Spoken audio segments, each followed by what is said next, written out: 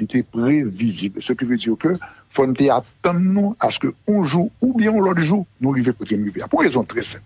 Nous faisons 220 ans, une catégorie de la population que nous avons considéré comme un zèbre qui a poussé dans la rage. C'est eux même aujourd'hui dans la rue là. En plus, mon a dit oui, il y a des ordres, c'est gang. Ça qui a passé aujourd'hui en Haïti, c'est la négation totale des valeurs intellectuelles et morales. Depuis plusieurs semaines, en effet, les bandits, sous la couverture d'un mouvement dit révolutionnaire, s'attaquent à des institutions publiques. Des écoles ont été pillées et incendiées, l'hôpital de l'Université d'État d'Haïti attaqué et occupé par les gangs, des pharmacies mises à feu, l'école normale supérieure, la Bibliothèque nationale, principale archive de l'histoire politique et littéraire du pays, ont été vandalisées. Ce qui traduit un problème moral profond, regrette le professeur. La résolution de cette situation n'est pas une résolution obligatoirement et seulement une réponse militaire, mais son réponse économique, son réponse morale.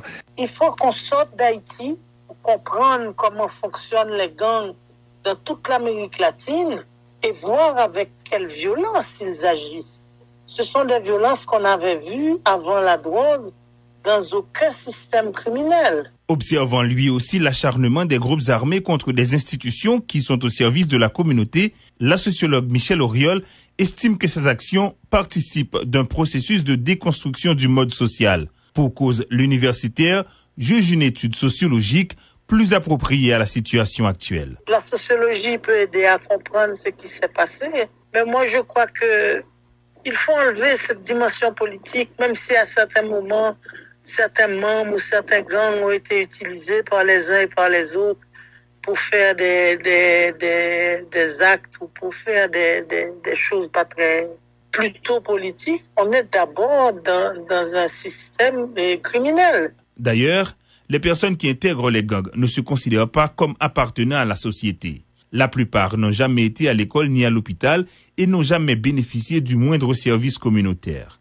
À plus forte raison, ils ne ressentent aucun attachement à ces espaces qu'ils jugent parfois inaccessibles. Globalement, je serais membre de gang, je ne sentirais aucune menace de la part de l'État. Tous les Blancs sont en train de courir. Les politiciens sont en train de se battre entre eux. Donc, qu'est-ce que j'ai comme obstacle à ce que j'ai envie de faire? Rien du tout. En attendant, presque tout le système scolaire est à l'arrêt dans la région métropolitaine.